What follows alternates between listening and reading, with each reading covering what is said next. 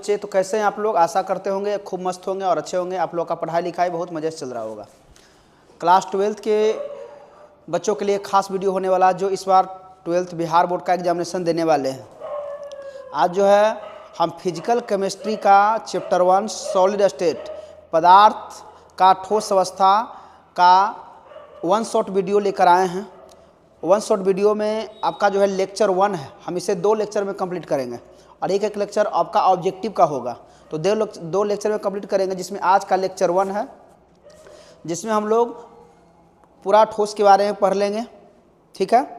इसके अलावा अगले लेक्चर जो होगा आपका क्रिस्टल में दोष के बारे में पढ़ लेंगे और चुंबकीय प्रकृति वगैरह पढ़ लेंगे। तो ये आपके वीडियो में बहुत खास होने वाला है, इसलिए वीडियो को आप लोग अंत तक जरूर देखिएगा। और यदि आपका PDF चाहिए तो आप लोग जो है हमारे टेलीग्राम चैनल से भी जुड़ जाइए। टेलीग्राम चैनल का नाम है न्यू स्काई कोचिंग सेंटर, उससे आप जुड़िए। उस पर आपका डेली का जो है क्लासेस का आपका है ना आपका PDF मिलेगा। और इसके बाद व्हाट्सअप चैनल से जुड़ जाइए, वहाँ भी आपको जो है आपका PDF और है ना यूट्यूब वीडियो भी मिल जाएगा। ठीक है। और वीडियो को देखने के लिए आप लोग जो है new sky coaching centre YouTube channel को सब्सक्राइब कीजिए, शेयर कीजिए, अपने दोस्तों के पास शेयर कीजिए जरूर। यदि वीडियो अच्छा लगेगा तो, ये ज़बरदस्ती नहीं है कि आप शेयर कर दीजिए, लेकिन वीडियो अच्छा लगेगा जरूर शेयर कीजिएगा। तो चलिए हम लोग आ जाते हैं चैप्टर पे। देखिए हम लोग को पढ़ना होता है चैप्टर 1 आपका क्लास 12th में। क्लास 12th में आपको सबसे पहला चैप्टर पढ़ना होता है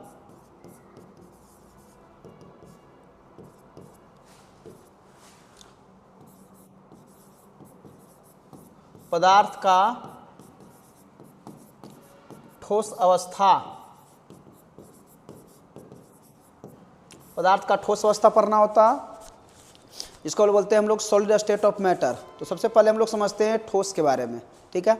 हम अपने दैनिक जीवन में हम लोग डेली देखते हैं। जैसे देख लीजिए आपके सामने एक मोबाइल है, मोबाइल क्या है? ठोस है। पंखा है ना, ईंट है, पत्थर है, ये सब का सब क्या है? खल्ली है, चीनी है, ये सब का सब क्या है? ठोस है। तो हम लोग जानते हैं, बचपन से ही पढ़ते आते हैं ठोस क्या होता है।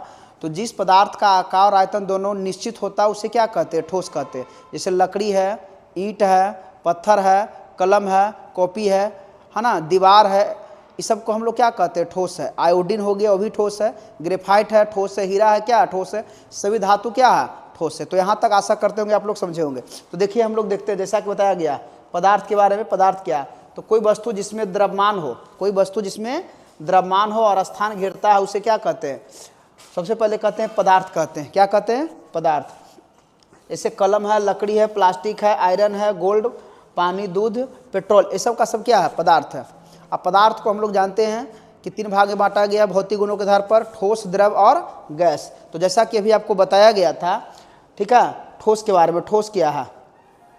देखिए तो पदार्थ की वह भौतिक अवस्था है, पदार्थ की वह भौतिक अवस्था जिसका आकार तथा आयतन निश्चित होता है। पदार्थ का वह भौतिक अवस्था है जिसका आकार आयतन दोनों निश्चित होता है, उसे क्या कहते हैं? ठोस कहते हैं। जैसे शुगर हम लोग किसको बोलते हैं? चीनी को बोलते हैं, वो ठोस है।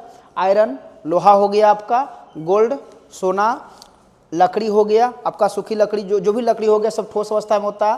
तांबा हो गया, नमक है, किताब है, कलम है, सिल्वर है, जिसको चांदी कहते हैं, हीरा, ग्रेफाइट, ये सब का सब क्या? ठोस है। तो चलिए हम लोग समझते हैं यहाँ पर।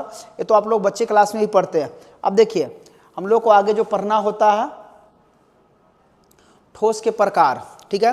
तो ठोस जो होते हैं जनरली 2 प्रकार से डिवाइड किया गया। कितने प्रकार को? 2 प्रकार के। एक होता है आपका क्रिस्टलीय ठोस, जिसको हम लोग कहते हैं क्रिस्टलाइन सॉलिड। ठीक है।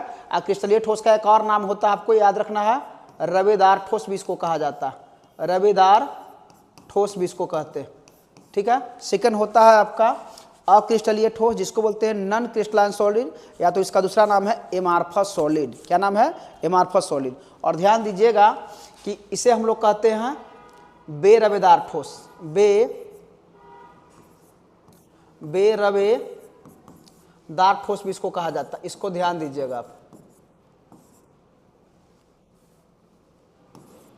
बेरवेदार ठोस भी कहते हैं। देखिए अब यहां पर समझ गए। ठीक है। क्रिस्टलीय ठोस क्या होता है? सब आपका ये बोर्ड मॉडल क्वेश्चन है, ध्यान दीजिएगा। आपका एग्जाम में कई बार पूछा गया है। देखिए बोर्ड मॉडल क्वेश्चन है, क्रिस्टलीय ठोस। तो वह ठोस जिसमें अवयव कण जो होते हैं निश्चित पैटर्न में होते हैं, अवयवी कणों की व्यवस्था जो होता है नियमित होते हैं और जिसका निश्चित ज्यामितीय आकृति होता है उसे क्या कहते हैं, उसे क्रिस्टलीय ठोस कहा जाता है। देख लीजिए वह ठोस जिसमें अवयव कण जो होते हैं, अवयव कण के रूप में आपका परमाणु हो सकता है, अणु हो सकता है, आयन हो सकता है। तो अवयव कण निश्चित क्रम में व्यवस्थित होता है उसे क्या कहते हैं, क्रिस्टलीय ठोस कहते हैं। ध्यान दीजिएगा, उसे क्रिस्टलीय ठोस कहते हैं। और एक चीज ध्यान देना है, आपका यहाँ से इंपॉर्टेंट क्वेश्चन बनता है, क्रिस्टलीय ठोस को क्या कहा जाता है, तो क्रिस्टलीय ठोस को सत ठोस कहा जाता है। क्रिस्टलीय ठोस को क्या कहा जाता है, सत ठोस कहा जाता है। और यह एक है ना ध्यान दीजिएगा सत ठोस है। जैसे में आपका एग्जाम्पल हो गया आपका सोडियम क्लोराइड नमक, ये आपका ठोस अवस्था में होता है। पोटेशियम नाइट्रेट, जिंक सल्फेट हो गया, SiO2 क्वार्ज होता है। लेकिन क्वार्ज ग्लास की बात करेगा तो क्रिस्टलीय नहीं होता, वो अक्रिस्टलीय होता है। ठीक है, हीरा हो गया, ग्रेफाइट है, तांबा है, सोना है, चांदी है, लोहा, टीना, गंधक, फास्फोरस है ना, आयोडीन, आपका नेप्थलीन हो गया जिसका फॉर्मूला होता है C10H8 होता है, बेंजोइक एसिड हो गया C6H5COOH, ये सब क्या होता है आपका क्रिस्टलीय ठोस है। ठीक है, तो ध्यान दीजिएगा। आगे हम लोग चलते हैं अक्रिस्टलीय ठोस के बारे में। चलिए, तो अगला जो है आपका अक्रिस्टलीय ठोस है। अब अक्रिस्टलीय ठोस किसे कहते हैं, तो वह ठोस जिसमें कणों की व्यवस्था नियमित नहीं होती है तथा जिसका कोई निश्चित ज्यामितीय आकृति नहीं होता है उसे अक्रिस्टलीय ठोस कहा जाता है। अक्रिस्टलीय ठोस का दूसरा नाम क्या होता है, बेरवेदार ठोस। अक्रिस्टलीय ठोस का दूसरा नाम क्या होता है, बेरवेदार ठोस होता है। और ध्यान देना है, इसे असत ठोस कहा जाता है या तो छदम प्रथम ठोस भी कहते हैं इसको। ठीक है, तो ध्यान दीजिएगा, इसे छदम आभासी ठोस क्या कहा जाता है, छदम या आभासी ठोस कहा जाता है। जैसे समझिएगा, आप ग्लास हो गया, आपका रबर है, यहाँ आपसे ऑब्जेक्टिव बहुत सारा देखने के लिए मिलेगा। ग्लास किस प्रकार का ठोस है, तो अक्रिस्टलीय ठोस। रबर आपका किस प्रकार का ठोस है, अक्रिस्टलीय ठोस। प्लास्टिक आपका किस प्रकार का ठोस है, अक्रिस्टलीय ठोस। ग्लास हो गया किस प्रकार का, वही चीज आ गया क्वार्ट्ज ग्लास। क्वार्ट्ज ग्लास भी अक्रिस्टलीय ठोस में आता है। ठीक है, ये आपका है क्वार्ट्ज ग्लास, ध्यान दीजिएगा, क्वार्ट्ज ग्लास।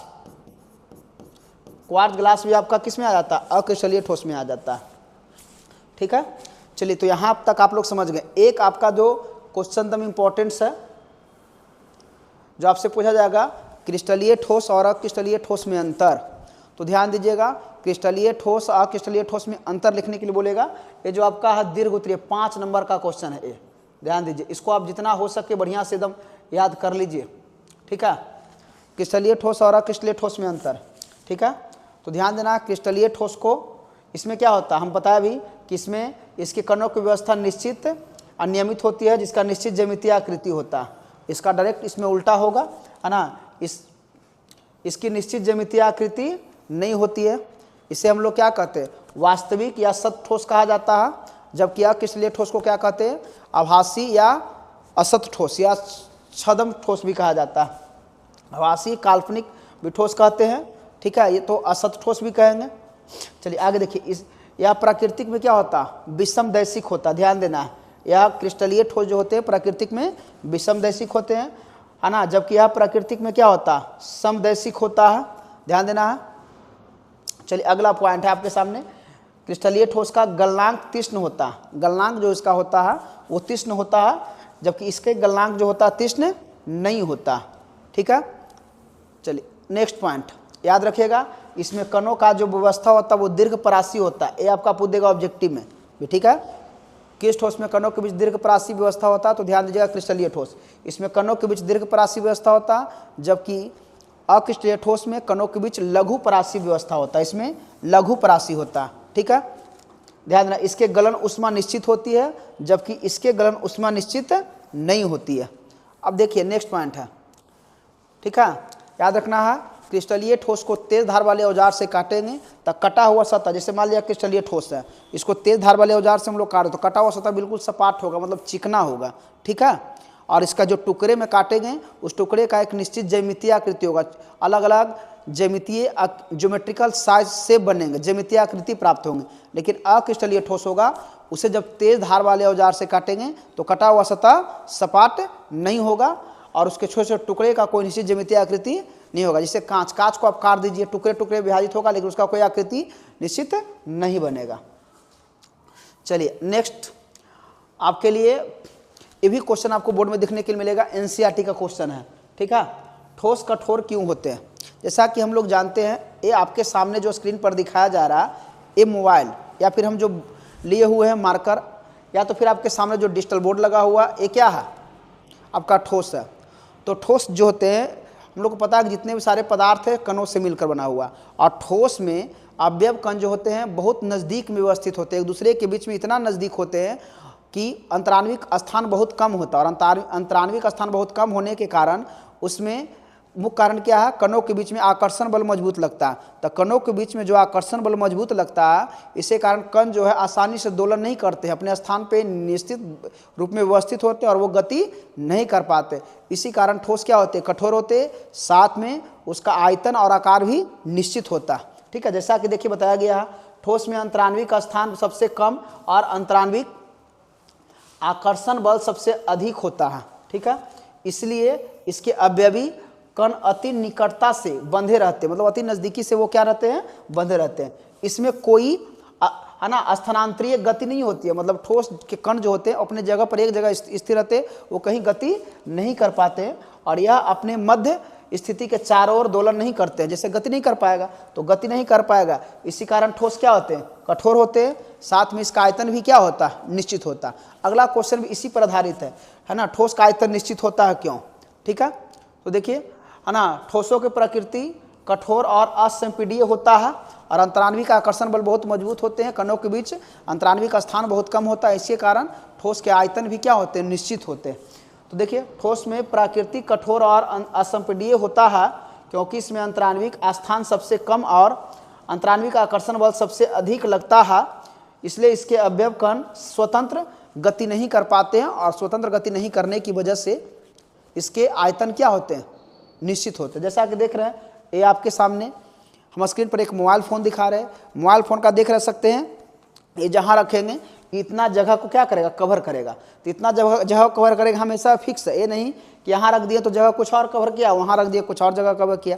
इसका आकार भी बिल्कुल फिक्स है, इसमें कोई परिवर्तन नहीं होगा जब तक इसके ऊपर कोई हम लोग बाहरी बल नहीं लगाएंगे, ठीक है। तो आशा करते हैं कि आप समझ गए होंगे बढ़िया से, ठीक है।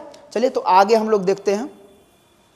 चलिए एक क्वेश्चन आपको ये भी बोर्ड में देखने के लिए मिलता है, ठीक है। हमने सारे क्वेश्चन को बिल्कुल एकदम क्लियरली तरीके से आपको हम टेकअप किया, एक भी क्वेश्चन नहीं छूटेगा। यदि आप वीडियो को बहुत बेहतर तरीके से देखते हैं और इस पॉइंट को हर जगह को नोट कर लेते हैं, तो हम आशा करते हैं कि आपका इस चैप्टर से आने वाला एक भी प्रश्न